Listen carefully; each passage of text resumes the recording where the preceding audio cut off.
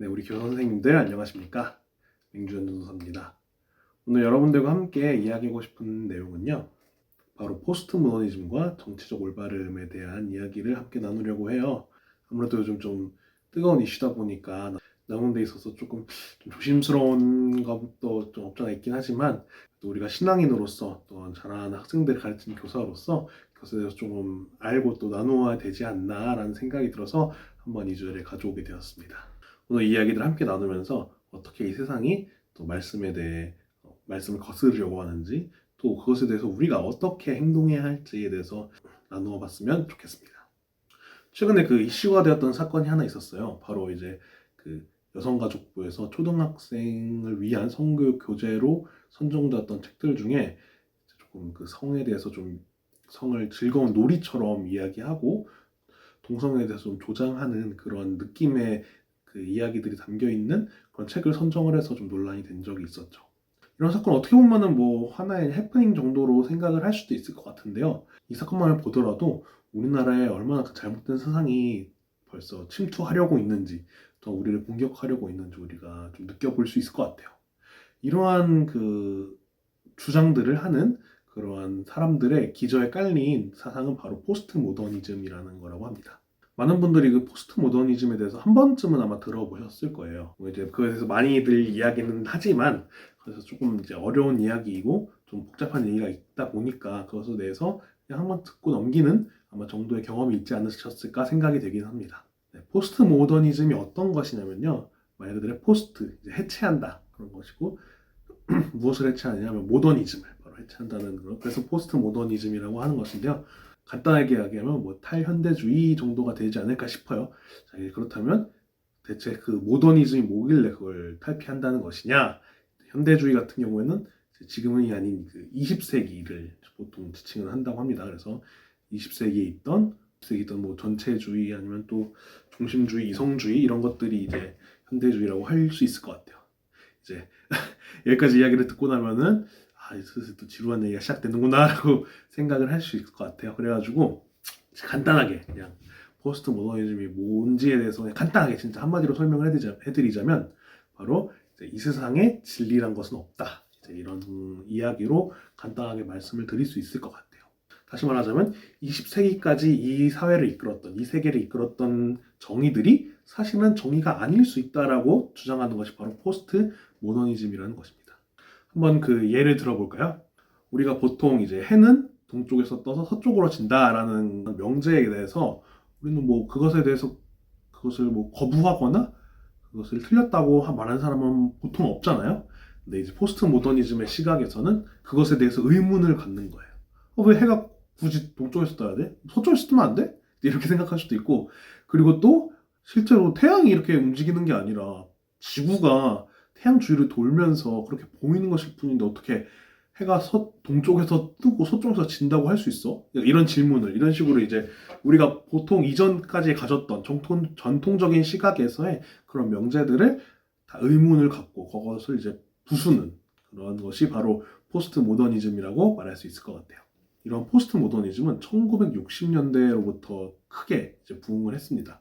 그래서 어떻게 보면 지금 우리의 사회를 만드는데 일정 부분 또 기여를 한 면이 있습니다. 바로 인종차별, 또 여성차별 이런 것에 대해서 20세기에 주로 가졌던 생각들, 백인이 우월하고 흑인이나 유색인종은 열등하다, 혹은 남자가 주요 직위에 있어야 한다, 이런 논리들을 의문을 갖고 그것을 공격하고 파괴함으로써 지금의 사회로 나아가는데 큰 역할을 한 것이 또 포스트 모더니즘이기도 합니다.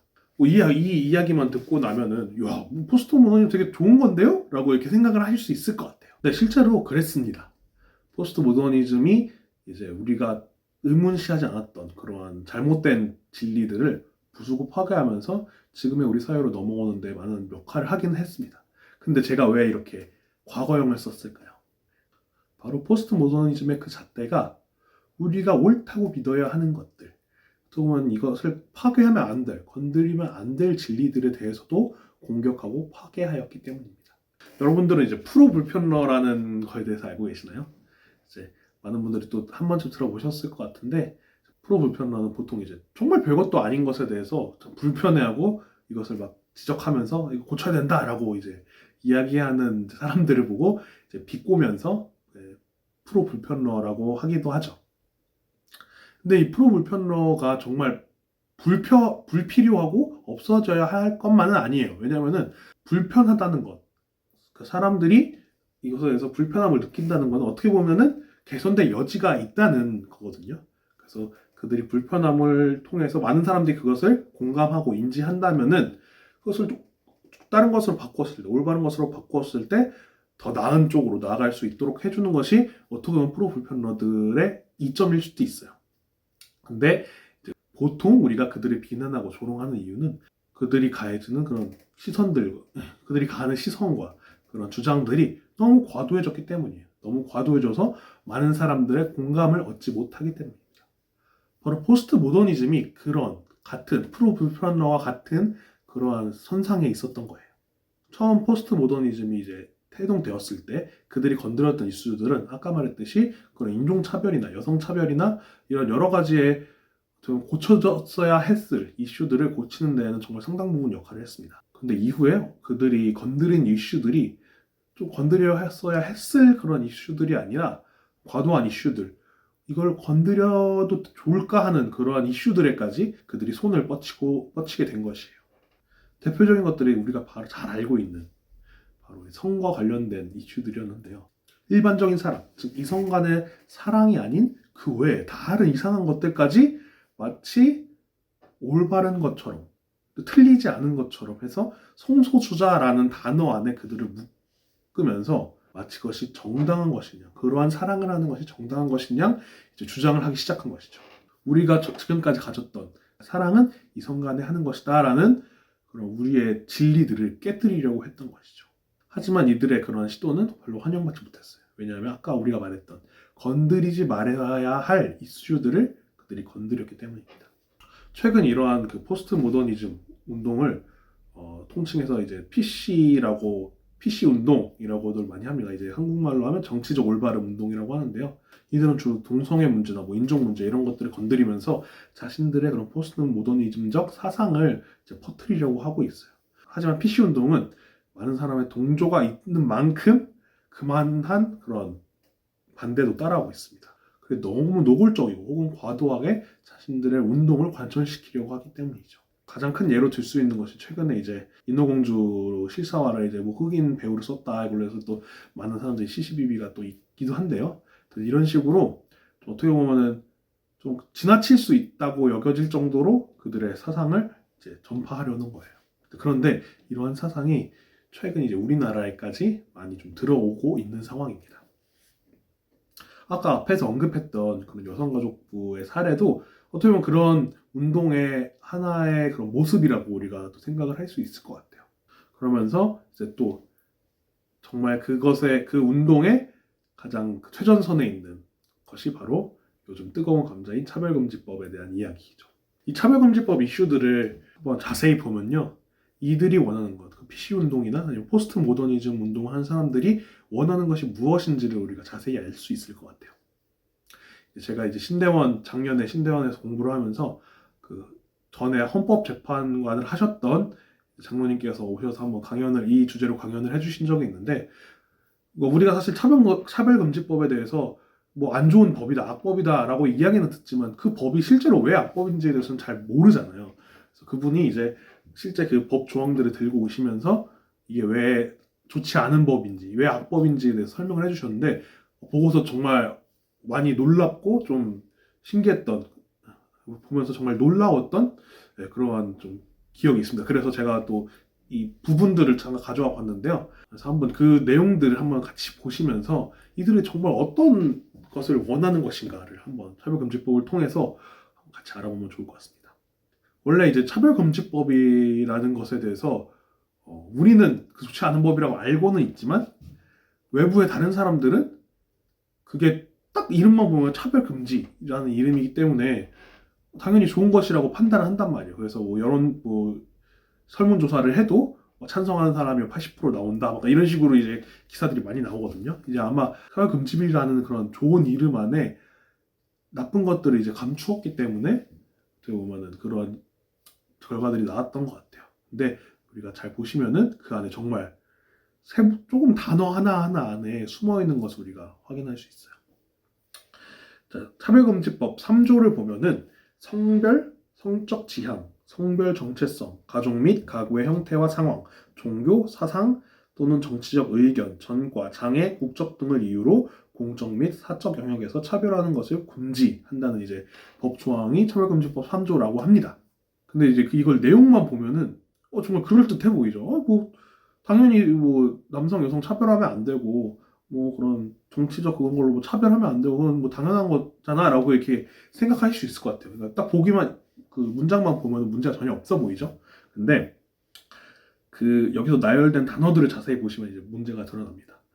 여기서 나오는 그 성별, 뭐 성적 지향, 성별 정체성 뭐 이런 얘기들이 나오잖아요.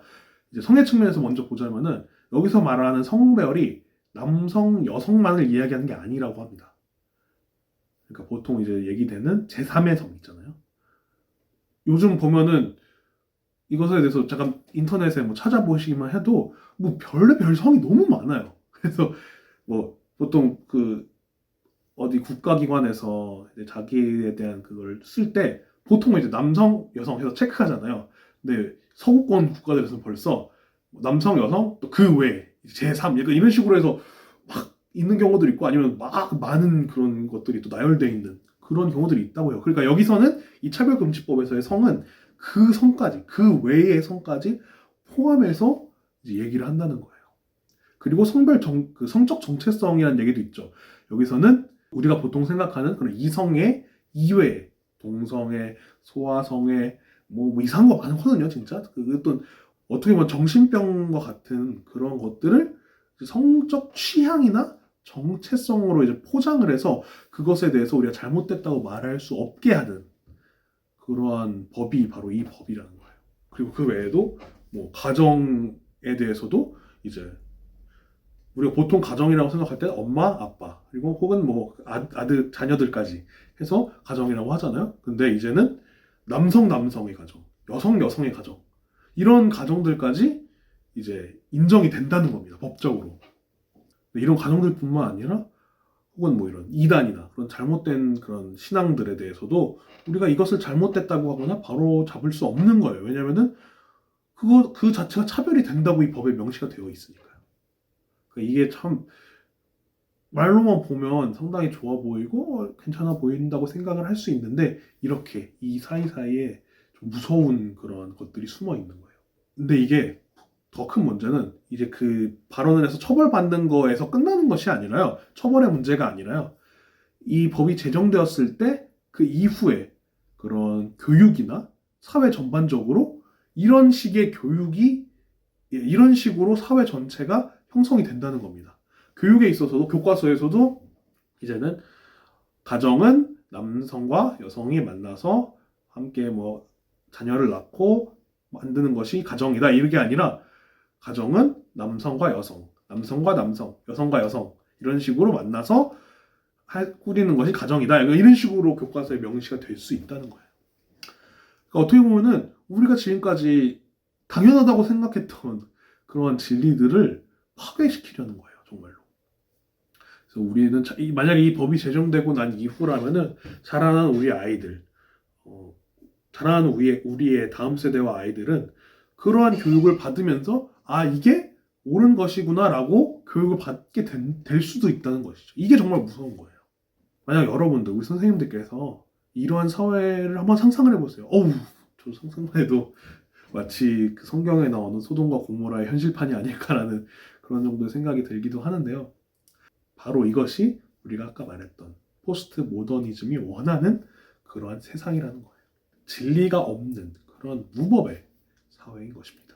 뭐 이러한 세상을 지지하는 사람들의 입장에서는 우리에게 이렇게 물을 수도 있을 것 같아요. 너희가 이렇게 생각하는 건 그거 편견이야. 그거 잘못된 거야. 우리가 말하는 이게 정말 제대로 된 유토피아야 라고 말할 수도 있겠죠. 근데 우리는 그렇지 않다는 걸 알고 있어요. 왜죠? 바로 성경이라는 진리가 우리에게 있기 때문입니다. 성경은 분명히 무엇이 선이고 무엇이 악인지를 정확하게 얘기해주고 있어요. 그러한 그 가치 아래에서 지금의 우리의 사회가 만들어졌던 것이죠. 그런데 포스트 모더니즘은요, 그 진리들이 오히려 무너뜨리려 하고 있어요. 왜냐면은 그러한 진리 아래에 그들이 싫어하는 그런 20세기의 사회들이 만들어졌다고 생각을 하기 때문이에요. 그런데 그것은 잘못된 생각이에요. 우리가 아까 말했던 20세기의 잘못된 생각들, 뭐 남성 우월주의, 뭐 서양 우월주의, 이런 백인 우월주의, 이런 것들은 기독교 가치관 때문에 생겨난 것들이 아니라 그 안에서 인간이 가졌던 욕심 때문에 생겨난 것들이에요. 성경은 오히려 이 세상의 다른 모든 것들보다도 가장 먼저 인간의 평등과 자유를 이야기했습니다. 우리가 잘 아는 십계명에서의 그 명령인 하나님 사랑과 이웃 사랑만 보더라도 다른 어떤 거가 없어요. 그냥 하나님을 사랑하는 것처럼 우리 이웃을 사랑하는, 그것이 하나님께서 원하시는 거라고 성경은 말을 하고 있죠. 그러니까 이 얘기만 보더라도 하나님이 얼마나 이 세상에 있는 모든 인간들을 사랑하신다는 것을 우리는 깨달을 수 있는 것이죠. 하지만 그 안에서, 하나님이 만드셨던 그 세상 안에서 우리 인간들이 가졌던 욕심들 때문에 그러한 방금 같은 그런 우월주의, 뭐 그런 편견을 갖는 그런 것들이 생겨나게 된 것이에요. 그런데 포스트 모더니즘은 다시 한번 인간의 욕심을 사용해서 20세기는 틀렸어, 내가 옳아라는 그런 자신들의 욕심을 내세워서 다시금 그러한 잘못들을 저지르려고 하고 있는 것입니다. 마치 자신들이 진리이고 정의인 양 생각을 하면서요, 이 세상을 흔들려고 하는 것입니다. 이제 그러한 사상을 갖고 있는 사람들이 이제 자주 사용하는 그런 문장이 있어요. 바로 틀린 게 아니라 다른 것입니다 라는 그런 문장, 아마 많이들 들어보셨을 거예요. 그런데요, 그 명제 자체가 틀린 거예요. 이 세상에는 분명히 틀린 것들이 존재해요. 그게 무엇이냐면 바로 말씀이 말하지 않는, 말씀이 잘못되었다고 하는 그 모든 것들이 바로 틀린 것들이죠. 이제 네티즌들이 보통 인터넷 상에서 기독교를 비난할 때 이제 자주 하는 이야기들 중에 하나가 있어요. 이제 어떤 거냐면은, 예수님은 뭐 성경에서 뭐 남을 사랑하라 하셨는데 왜 기독교인들은 사랑하지 않고 막 증오만 하고 막 이러느냐, 이런 식의 이제 댓글들을 저도 많이 봤거든요. 물론 그 사람들의 말처럼 예수님은 사랑을 말씀하시고 사랑을 선포하셨어요. 그런데 그 사람들이 모르는 것이 있어요. 바로 예수님은 사랑만 한 것이 아니라요, 화도 내셨어요. 무엇에 대해서 화를 내셨죠? 바로 죄에 대해서 화를 내시고, 죄에 대해서는 증오하시고 혐오하셨어요. 그렇기 때문에 성경에서만 보더라도 예수님은 그냥 다 모든 게 좋아하고 그래 모든 걸 사랑으로 다 안아, 이게 아니라요, 죄에 대해서는 분명하게 그것이 잘못됐다고 얘기하고 화를 내시면서 그것을 책망하셨어요. 그래서 누구에 대해서 책망하셨죠? 바리새인들에 대해서 화를 내셨고, 그리고 또 성전에 들어가서 성전을 더럽힌 그런 상인들을 화를 내면서 채찍질하면서 내쫓으셨고요. 그리고 자신들의 제자들에 대해서도 가장 아끼는 제자 중 한 명이었던 베드로에 대해서는 사단아 물러가라라고까지 하셨죠. 그러면서까지 제자들을 책망하시는, 그러니까 죄에 대해서는 분명히 화를 내시고 이것이 잘못되었다고 얘기하신 분이 바로 예수님이에요. 예수님은 분명히 죄에 대해서 혐오하고 증오하셨던 것입니다. 근데 우리는 요즘 살아가면서 혐오라는 것 자체를 마치 이게 무조건 잘못된 것처럼 생각을 하기 때문에 이것을 표출하는 것을 이제 죄악시하는 경향들이 있어요. 근데요, 혐오는 분명히 필요한 감정이에요. 어디서? 바로 그 죄에 대해서. 죄에 대해서만큼은 우리가 분명히 혐오를 해야 하는 거예요. 죄를 마주했을 때 우리가 느끼는 그런 혐오의 감정은 분명히 필요하고 우리가 가져야 하는 감정인 거예요. 우리 기독교인들 뿐만 아니라 보통의 사람들도 이런 동성애적인 그런 모습이나 아니면 퀴어 축제나 뭐 이런 것들을 눈으로 보았을 때, 마주했을 때 분명히 혐오의 감정이 있어요. 그러니까 우리 지금 이런 상황으로 인해서 표출을 못해서 이야기를 잘 못하는 것 뿐이지 분명히 혐오의 감정이 있어요. 만약에 이제 그런 친구들이 있을 수 있어요. 막, 그 동성애는 나쁜 거 아니야, 그것도 뭐 하나의 그거지 라고 했을 때 이제 좀 이러면 안 될 수도 있겠지만, 만약에 그런 얘기를 한다고 해봐요. 그러면은 야, 너 지금 제일 친한 친구가 동성애자라면 너 어떨 거야? 그러면 이제 말로는 그렇게 하겠죠. 괜찮아 라고 할 텐데 분명히 그 친구는 동성애라고 하는 그 친구를 좀 멀리하게 될 거예요. 분명히. 왜냐면 그 사람들의 마음 가운데서 분명히 동성애에 대한 혐오의 감정들이 있기 때문이에요. 왜 그러한 감정이 있을까요? 그것이 잘못된 것일까요? 아닙니다. 그러한 감정이 있는 이유는요, 바로 하나님께서 우리 모든 사람들에게 일반 은총을 베푸셨기 때문이에요. 로마서 1장 20절을 보면요, 창세로부터 모든 만물에 하나님의 능력과 신성이 분명히 보여 알려졌기에 모두가 핑계할 수 없다고 합니다. 즉 세상에는 이미 하나님께서 일반적으로 성경 이외에 이 하나님의 창조하신 이 세상을 통해서 우리에게 보여주시는 주님의 진리가 분명히 담겨져 있기 때문에 우리는 그런 감정을 느낄 수밖에 없는 거예요. 일반 사람들도, 주님을 알지 못하고 성경 말씀을 접하지 못한 사람들도 주님이 창조하신 그런 창조물이기 때문에 그런 잘못된 죄악들을 보았을 때 그런 감정들이 생길 수밖에 없는 거예요. 그것이 잘못된 것이니까요. 하지만 인간의 죄성은 이러한 포스트 모더니즘, 이러한 운동들을 통해서 하나님의 진리를 계속적으로 무너뜨리려고 합니다.